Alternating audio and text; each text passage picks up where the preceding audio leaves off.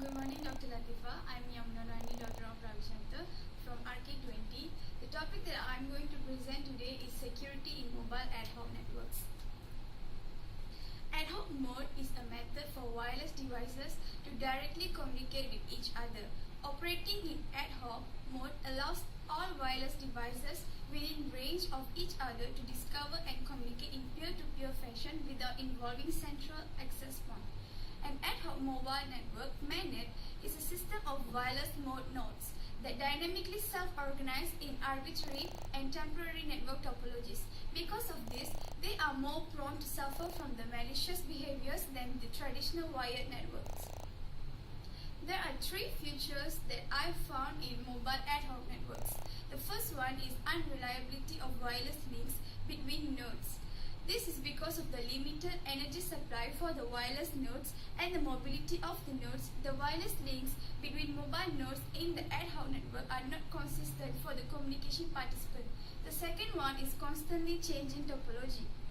This is due to the continuous motion of nodes. The topology of the mobile ad hoc network changes constantly.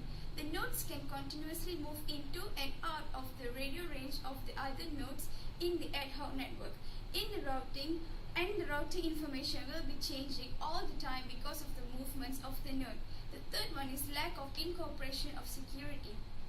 This features in statically configured wireless routing protocol not meant for ad hoc environments. Because the topology of the ad hoc networks is changing, it is necessary for each pair of adjacent nodes to incorporate in the routing issues so as to prevent some kind of potential attacks that try to make use of vulnerabilities in the statically configured routing protocols.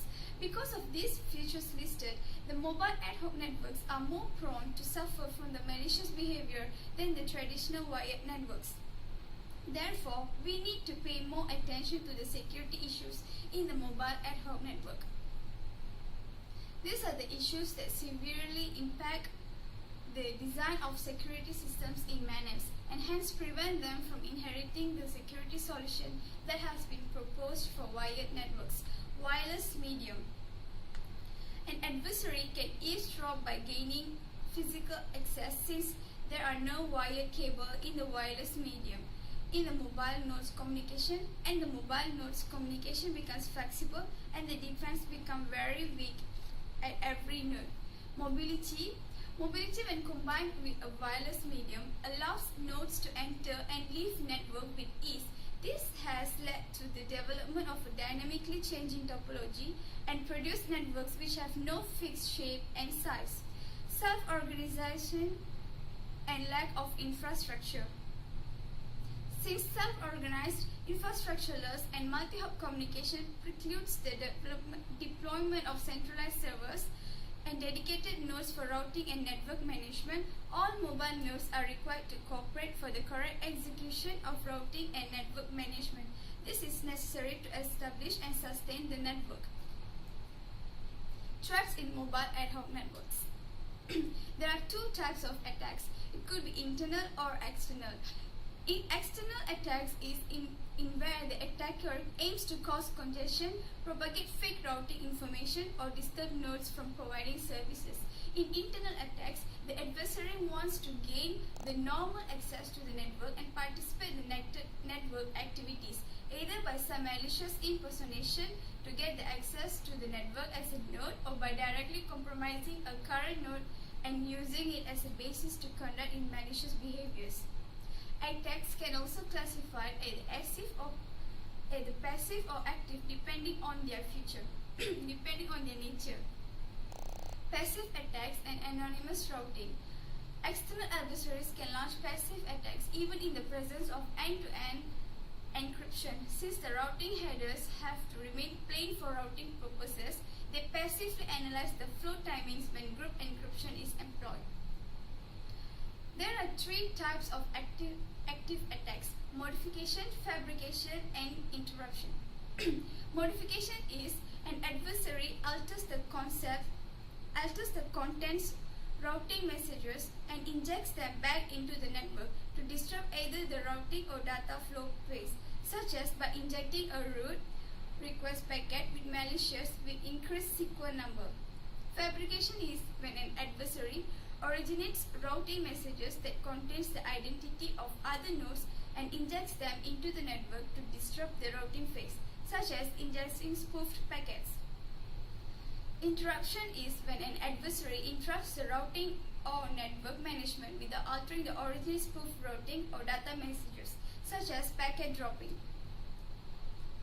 These are some examples of active attacks, and all of these are a combination of modification, fabrication, and interruptions. Some of it is in a routing loop attack, an adversary modifies route discovery messages so that intermediate nodes can be driven to dissipate valuable battery resources by forwarding the modified routing messages along the loop. A blackmail attack is that it happens in the absence of authentication. An adversary cannot corrupt another node's legitimate information. A wormhole attack refers to tunneling attacks in which an adversary tunnels routing messages to another adversary positioned at the other end of the network. A route salvaging attack allows an adversary to invoke classified route salvation and hence to disrupt the network functioning. A spoofing attack, one of the most malicious attack, permits a node to become an authorized entity in network and allows it to take advantage of authorized services. Types of attacks. There are 8 types of attacks that I've researched, and it is that lack of secure boundaries, threats from compromised node inside the network, lack of centralized management facility, scalability, denial of service, impersonation, eavesdropping, and attacks against routing. Lack of secure boundaries.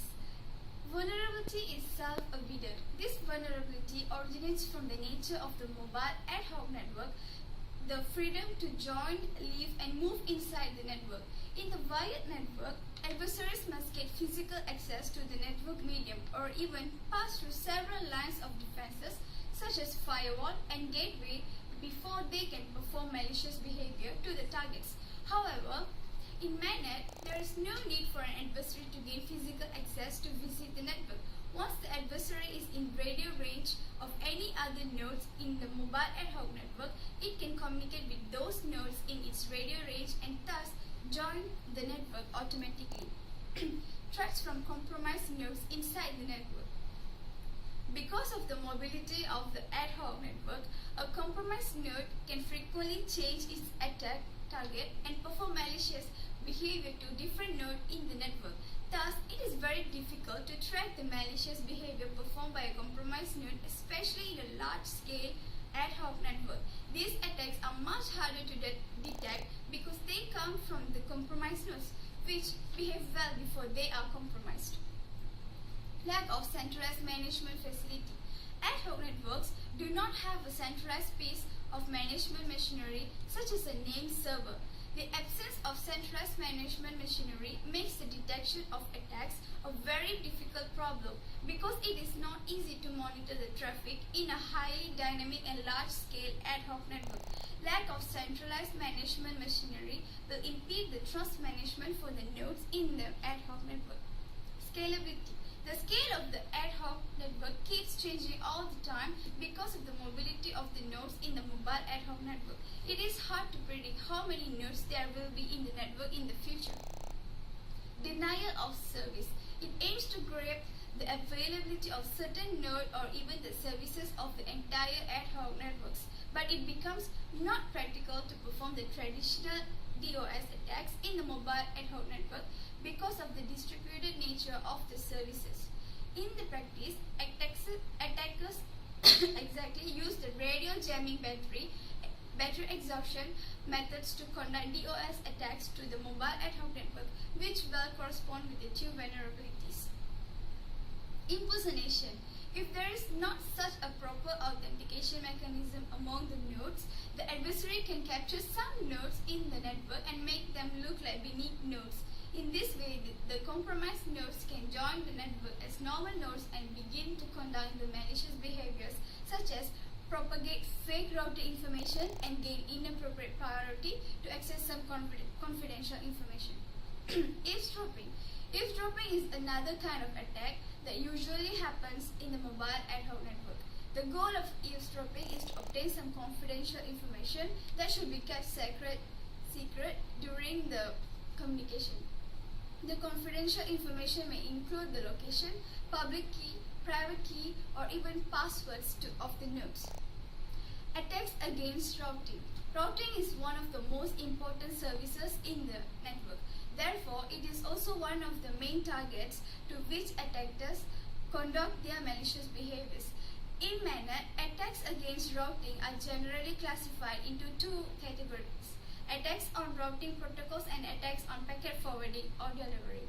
Attacks on routing protocols aims to block the propagation of the routing information to the victim, even if there are some routers from the victim to other destinations.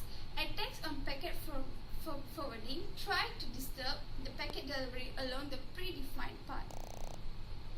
These are some attacks against routing, such as impersonating another node to spoof root messages, sending a route messages with wrong sequence number to suppress other legitimate route messages, modifying a route reply message to inject a false route, suppressing route error to mislead others.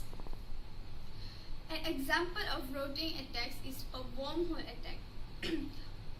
Wormhole attack is a threatening attack against routing protocols for the mainnet. In the wormhole attack, an attacker records packets or bits at one location in the network, tunnels them, possibly selective, to another location and replaces them there into the network. The replay of the information will make great confusion to the routing issues in mobile ad hoc network because the nodes that get the replayed packets cannot distinguish it from the genuine routing packets. Security solutions for mobile ad hoc networks. Before we go to the security solutions, there are some criteria that we need to take into account, such as availability. It assures that network services are available to mobile nodes.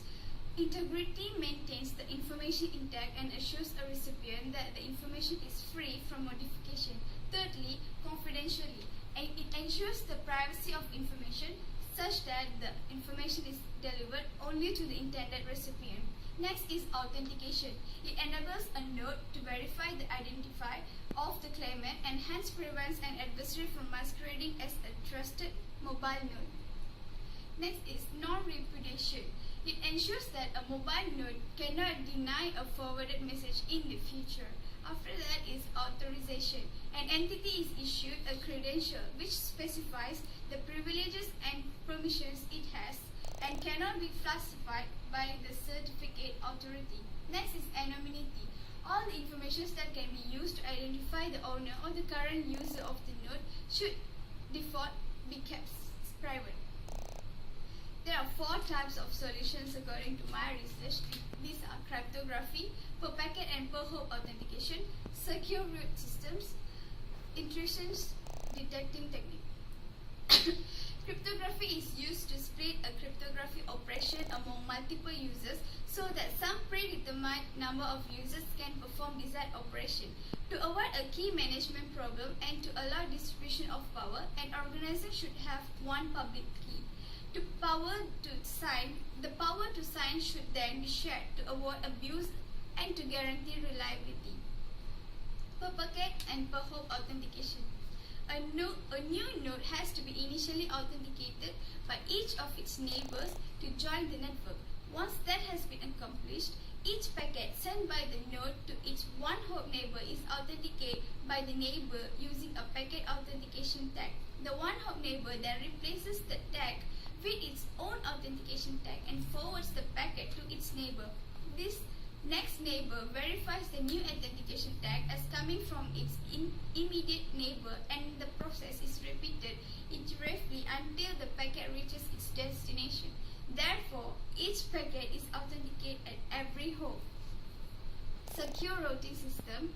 Routing protocols do not authenticate intermediate nodes, verifying routing messages and protect data transmissions. The routing layer opens the door to a wide range of passive and active attacks. Therefore, secure routing protocols tap in to defend against active attacks that corresponds to modification and fabrication of routing messages. A secure routing protocols are able to assist mobile nodes in discovering secure paths and hence to protect data transmission by employing end-to-end encryptions using those established secret associations. Defense against wormhole attacks. A leash is any information that is added to packet designed to restrict the packet's maximum allowed transmission distance. There are two main leashes, geographical and temporal. Geographical ensures that the recipient of the packet is within a certain distance from the sender. Temporal ensures that the packet has an upper bound on its lifetime, which restricts the maximum travel distance since the packet can travel at most at the speed of light. Both types of leash also can prevent the wormhole attacks because it allows the receiver of a packet to detect if the packet traveled further than leash allows. The geographical leash in conjunction with a signature scheme can be used to catch the attacker that pretend to reside at multiple locations.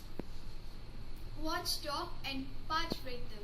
Watchdog and path rater are two main components of a system that tries to improve performance of ad hoc networks in the presence of disruptive nodes.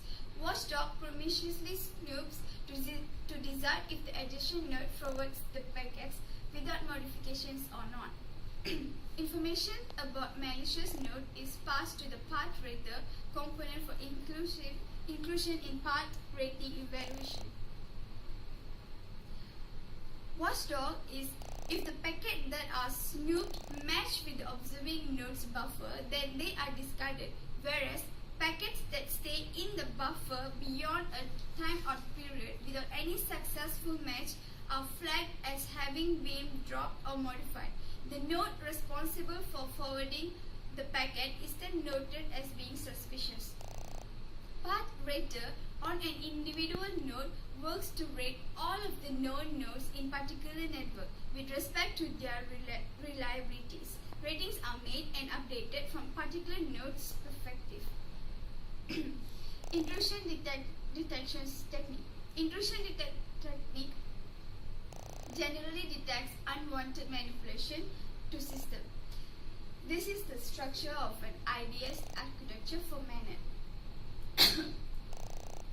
Every node in the mobile network participates in the intrusion detection and response activities by detecting signs of intrusion behavior locally and independently, which are performed by the built-in IDS agent.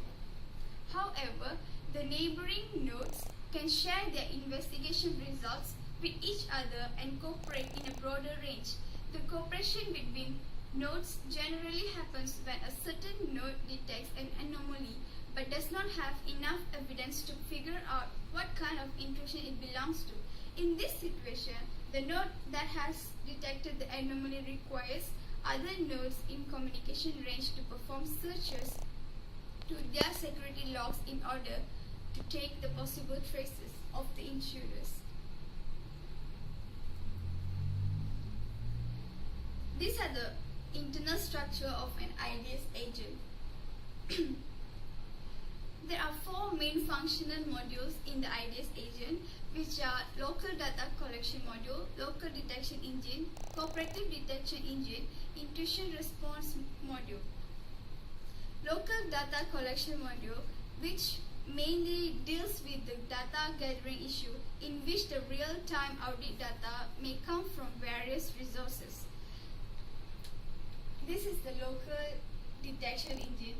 It examines the local data collected by the local data collection module and inspects if there is any anomaly shown in the data. Because there are always new attack types emerging as the known attacks being recognized by the IDS, the detection engine should not expect to merely perform pattern recognition because known attack behaviors and anomalies that are likely to be some intrusions, instead of the misuse detection technique that cannot deal with the novel attack types effectively.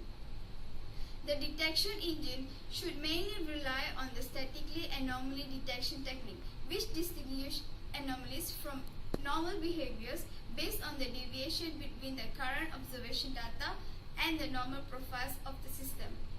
The third one is cooperative detective engine, which works with other IDS agents where there are some needs to find more evidence for some suspicious anomalies detected in some certain nodes. The fourth one is intrusion response module, which deals with response to the intrusion when it has been confirmed. The response can be reinitialized by the communication channel, such as reassigning the key or reorganizing the network and removing all the compromised nodes. The response to the intrusion behavior varies with the different kind of intrusion.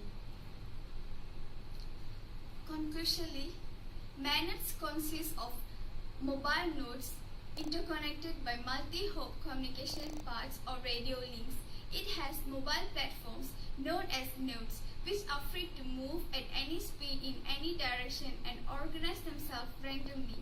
The nodes in the network function as routers, client servers, and this project was mainly about the security issues in the mobile ad hoc network and ways to prevent it. Due to the mobility and open media nature, the mobile ad hoc networks are much more prone to all kinds of security risks such as information disclosure, intrusion, or even denial of service. As a result, the security needs in the MANET are much higher than those in traditional wired networks. Thank you.